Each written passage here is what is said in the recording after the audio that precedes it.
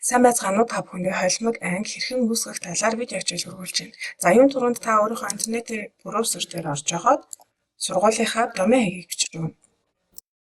За ингэснээр танай сургуулийн веб хуудас нэгдэх ба та нэвтрэх нэр дээрээ EST кодоо нууц үг дээрээ 1 2 3 бичээд өөрийнхөө багшийн програм руу ханднаа. За ингээд багшийн програмчин тухайн анги үүсгэхтэйг бол ховоос харагдаж байгаа. Одоо холимог анги үүсгэхдээ сонгон холимог анги нэмэх гэдэг дээр дараад одоо холимог ангиа үүсгэх гэсэн үг.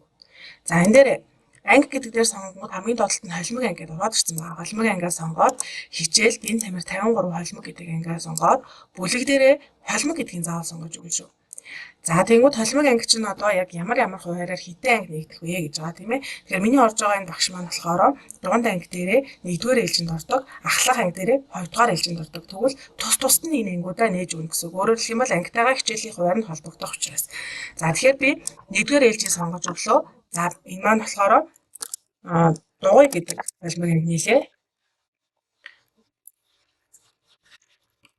За дугуй дунд бүлгийн холимог анги нэгдэж байна. За энэ дээрээ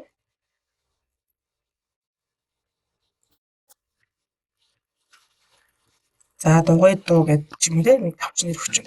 За ингээд хамгийн чухал зүйл бол энэ хичээл гэдэг талбараасаа та эдгээр ангиудын яг алинд нь орох вэ гэдгээ чеклэж өгнө. Хэрвээ бүгдэнд нь ордог бол бүгднийг чеклэх боломжтой. За дундд нь ордог бол зөвхөн дундаа чеклээд өгчнө гэсэн үг. За энэ дээр дундд нь ордог учраас би зөвхөн яах нь дундаа чеклээд өгчлөө. За ингээд энэ ангиа үүсгэлээ хадгалах.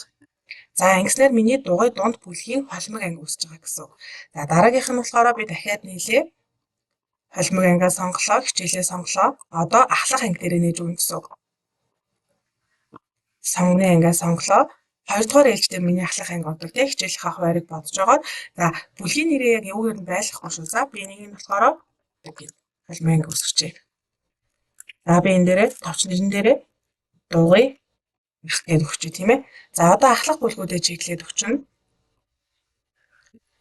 За ингээд хадгалах. За ингээд миний дунд олон ахлах бүлэгт ордог 2 холимог анги маань үүсчихэж байгаа. За холимог ангиа үүсгэснийхаа дараа тухайн анги дээрээ дараад орно. За дарж ороход таны юм талбар харагдана. За багшийн журнал руугаа дараад багшийн журнал хэсгийн суралцагч хэсэг рүү дарна. За ингэж дарснаар бол яах вэ гэхээр танд суралцагч нар байхгүй байгаа. Одоо нөгөө нэг аль ангиас ямар хүүхэд сонгож авах вэ гэдгийг тухайн багш өөрөө сонгож авна. За суралцагч нэмэх гээд за би 1-р ангиас тийм ээ нэгийн А бүлгээс яг ямар суралцагч авах вэ? Тэгэхээр бага анги байхгүй учраас 1-р ангид нь харагдахгүй байгаа тийм ээ. За би дунд ангиас гээд сурагчд маань харагдана. Энэ дээрээсээ нэрнүүдээ чиглээд хадгалах товчийг дарж өгөхөөр сонгогдсон ангид суралцагч маань орж ихээр энэ талбарт харагдаад явна гэсэн. За тэгээд хадгалаад явчихна. Тэгэхээр би энэ багшийн болохоор ангийн мэдэхгүй, хүүхдүүдийн мэдэхгүй учраас бүр ингээд орхичих. За сурагчаа бол заавал сонгож өгөх хэрэгтэй шүү суралцагчаа. За ингээд одоо тухайн багш маань хичээлийнхаа хуваарийг оруулах хэрэгтэй. Хичээлийн хуваарийг оруулахдаа хичээлд сонголт зэгцэс рүү орно. За ингээд бие тамир холимог анги таны нэр гараад ирнэ. Энэ хуваар гэсэн хэсэг дээр дараад за энэ маань болохоор миний дунд бүлгийн холимог анги. Тэгэхээр 1-р ээлжинд орно. Энэ эхлэх дуусах хогног заавал харна шүү. За 1 сарын 27-наас 4 сарын 4-ний хооронд 2-р үргэлжлэн тийм ээ. За одоо энэ дээр би харна. За энэ холимог анги маань болохоор дандаа 1-р ээлжний 1 2 3-р цаг дээр ордог байгаа. Тэгэхээр 7 хоногийн яг хэдэн өдөр вэ гэдэг тэр цагаа харж агаад бүх цагууд нь ордог бол ингээд чеклээд өгнө. За ингээд үргэлжлэх хугацаагаа шалгалаа, ээлжээ шалгалаа, цагаа шалгалаа. Зүг байх юм бол та хадгалнаа гэсэн үнийг. За ингэж хадгалагдсны дараа амжилттай бүртгэгдлээ. Хуваар менежерээр баталсны дараа журнал хүлэх боломжтойг анхаарна гэж байгаа. Тэгэхээр та ингэж баталчаад сургалтынхаа менежер рүү хандаад сургалтын менежер таны хуваарийг хөтөлсөний дараа танд багшийн журнал гэдэг энэ талбар дээр чинь таны орох одоо би тамир холимог гэдэг энэ анги чинь одоо эрс хичээлийн тэмдэглэлд бүглэх ёстой талбар нь гарч ирнэ гэсэн. За тэгэхээр сургалтын менежертэй хандаж хэлээд сургалтын менежер таны хичээлийн хуваарийг батлах хэрэгтэй байгаа тийм ээ. Тэгэхээр би эндээс нь сургалтын менежерийн тэгэхээр ороод таны хичээлийн хуваарийг батлая.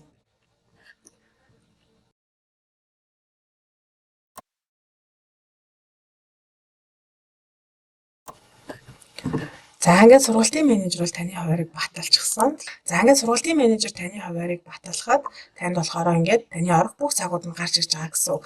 За 5 дугаар 7 хоног гэдэг 7 хоногор хардаг. Та өөрийнхөө орох нийт цагийг харъя гэх юм бол энэ 7 хоног дээрээ дараад улирал гэдэг тохиолгоог дарахад таны яах нь вэ?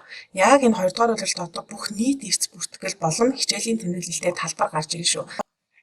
За ингээд үүн дээрээ та эрс бүртгэхдээ орохдоо таны сонгосон хүүхдүүдийн 100 хадгалсан бол энэ дээр гарч ирнэ. Би сая сонгосон хүүхдүүд хадгалаагүй учраас энэ дээр хүүхдүүд нь гарч ирэх байгаа гэсэн үг шүү. Тэгэхээр эрс бүртгэх гэхэд таны тухайн хүүхдийн нэр байхгүй байх юм бол та нөгөө суралцагч гэдэг рүү орж жагаад ангиа сонгоод тэр хүүхдээ өөрөө энэ анги руугаа нэмээд авчих боломжтой гэсэн үг тийм ээ. Тэгээ одоо би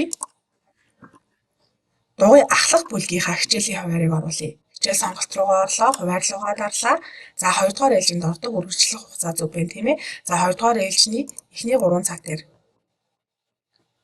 манай энэ холимог анги маань хичээлдэг. За ингээд хадгаллаа. Одоо сургуулийн менежер нь батлна. Батлсны дараагаар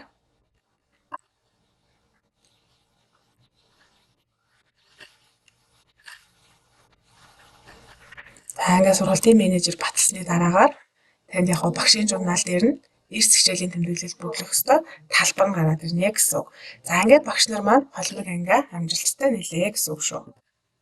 Анхаарал тавьсан явдал